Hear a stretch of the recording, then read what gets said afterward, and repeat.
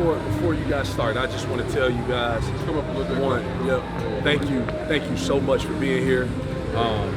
Your coverage, your work you do, it matters to our program. It matters to where we want to go and where we want to, how we want to rejuvenate this program. So thank you guys for being here.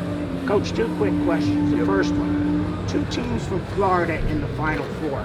More important, 2 non-Power 5s in San Diego State and Florida Atlantic. There's a path to success, isn't there? No question. I think what you're seeing this year in the tournament is not always about who has the best talent, but who's the most connected team. And that's the one thing you'll get from an Amir Abdur-Rahim University of South Florida Bulls team. We'll be the most connected team on that court every night. It's going to take some work to get there, but that's what we work towards every day. Coach, you work for Milton Overton out there at Kennesaw State, from a historically black college, University of Tallahassee. Did he give you any advice, being he's from Florida, about coming here? He said, man, it's great because there's no state taxes. So I was like, man, that's a great point. But Milton has been great for my development as a coach. You know, he took a chance on a first-time guy who didn't have any experience sitting in the seat. And the thing that Milton did that you don't see a lot these days is he gave us time to see our vision through. And I think when you give that time, as long as it's going in the right direction, we know we have a job to do. But as long as you give that time that's needed, you can get it done. It's not a question about that. And like I've said this before, I don't want to win. I want to win big, and I want to sustain it. Coach, will you be bringing anybody from your staff at Kennesaw State?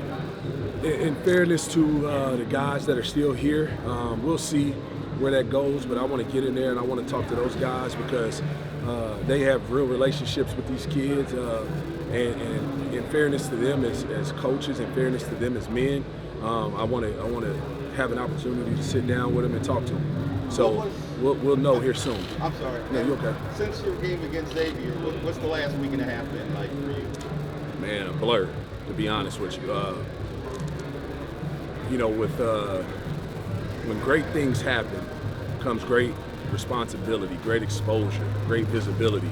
I tell our guys I got 3 jobs every day as a basketball coach, as the head basketball coach. My first job is to care for them and nurture them as young men. My second job is to coach them, develop them as people and as players. My third job is to promote the university. And that's the last week and a half, 2 weeks. It's been a lot of promoting of the program and the university at Kennesaw State, but man, I wouldn't trade any of it. This has been great today. Unbelievably excited to be at South Florida. Coach, I'm sure it wasn't an easy decision to leave Kennesaw, but just what ultimately led you to make you believe that this was the right move? Yeah, I think when you look at the people, you know, in college basketball, in college sports in general, you always hear people talk about resources and what you have at your disposal and access to the resources. And you can have as many resources as you want, but without the right people and without the right environment, those resources don't matter. So leaving Kennesaw wasn't an easy thing. You know, we had a really good team coming back. We had good people in that environment that we built. But in sitting down and talking to A.D. Kelly and talking to President Law, Will Weatherford, the brain trust here at South Florida, they're great people. There's a great environment already set. We just want to come in and add to it, be a part of that environment, and bring players, student athletes here that will embrace and be grateful for that environment. Coach, roster stability was a big key for you guys. A number of your best players were there 2 or 3 years in your program. That's something this program has lacked. How difficult is that in modern day? Can it be done? Absolutely. But it goes back to those core values that we talked about, built on truth. Trust, responsibility, unity, toughness, humility. But truth, right? The one thing that's hard these days is people will tell kids the truth without having real relationships with them. I don't know, I wasn't inside the program, so I don't know, but I'm just talking about along the lines of the sport we do. You hear people all the time, they want to just tell kids what they want to hear when they want to get them. But then once they get them and the truth starts being told, it's a shock to them. we want to start telling that truth right away in the recruiting process, so we can know who we can coach, who we can't coach, who wants to be developed, who wants that accountability. And I think our roster retention at Kennesaw was a direct reflection of the real relationships we built, but the truth that was being told. And to the kids' credit that we had, they had great parents and they came from great environments.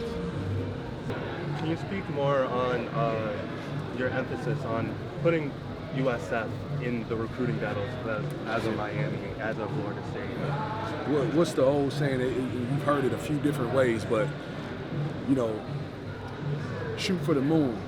If you miss, you'll still be amongst the stars, right? Guys, we have everything here to recruit the best of the best. We have everything here to attract the best talent.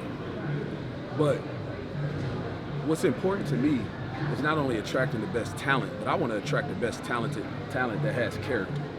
Because again, you can win with talent. You win big with talented kids who have high character.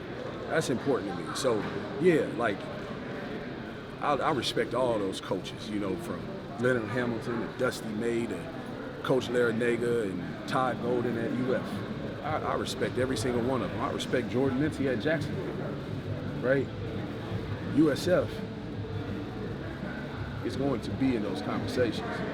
We're going to keep the best of the best, especially from the state of Florida, right here at home. When I say we're going to build a fence, that's not just talk. Like, we're going to get out there and we're going to build real relationships with these potential student athletes. We're going to build real relationships with the high school coaches, with the grassroots coaches, with the junior college coaches. Because if they know that they're players, that their parents know that their sons can come here and that they're going to be impacted and we'll build on the foundation that's been set for them, they'll trust us with their kids. And that's pretty much the gist of it. Coach, they say offense sells tickets, defense and rebounding wins championships. Is that your belief? I think connection wins championships. Simply put, connection. Again, we see it. You saw it all through the tournament. You know, we're right there, you know, ready to knock Xavier off. I thought we were the most connected team that day. I told our guys after the game, man, we didn't lose that game. I'm not blaming it on anybody or anything. You won't ever hear me make excuses. But when you have offense that's good, defense and toughness, but you got connection to go along with that, not good. You're not going to be great. You're going to be elite. And we want to be elite here at South Florida. It was brought up a little earlier, but you know, there is a future conference rival now in the Final Four. Does that give you a goal to shoot for, as lofty as it might be? With all due respect, I didn't need to see them. I look at Coach Jose Fernandez right here, right across the hall from me. What he's built at South Florida on the women's side, second to none. So I don't have to look far. I'll be sitting in his office.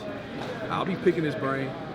He'll be my best friend, because to do it for as long as he's done it, at the level that he's done it, he knows the formula, right? There's no secret sauce. The secret's in the dirt, right? You just got to work. But again, you look down the road and you look who's in the Final Four. The question I ask you guys is, why not us? Why not South Florida? Why is that not attainable here? It is. We got everything we need to be successful. Now we just got to get to work, and it's got to be an everyday thing. It's got to be habits. Coach, you said earlier that you met the leaders of South Florida Rodeo, and can you just talk a little bit more about packing that Dingling Center? Oh, absolutely. You know, for Luke and Jasmine to take that time out of their day to come by and meet an old man on his first day, that means a lot. What I loved about both of them about the most is that they're both freshmen. So we get to go through this thing together. We talked about retaining, right, our players at my last stop. Well, you got to retain your fan base too. How do you do that? Get out on campus. You be accessible to them. You serve them. And if you do that and you create that home court advantage in that beautiful arena, then when people come in here, it's no longer like, okay, yeah, let's just, you know, say South Florida. Now they're coming into an environment that is going to challenge everything about it. you know, and it's important that, you know, we go to the student body, we go to the community in order to build